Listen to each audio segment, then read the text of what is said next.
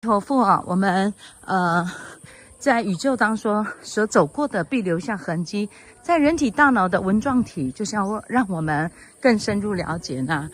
所作业不亡，深信因果。哈，我们的八祖莲池大师说的，所作业不亡。只要我们愿意从现在开始呢，每天不断的透过诚心忏悔，其实拜佛是消业最快的，可以改变细胞的业力。所要的就是要有这颗诚服的心了。所以怎么诚服呢？只要你心心念念愿意一句南无阿弥陀佛，重复简单，自动就会擦掉我们纹状体，像橡皮擦一样。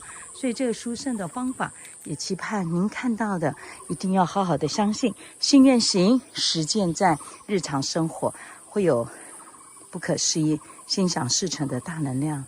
期盼一句南无阿弥陀佛，启动宇宙第一等人。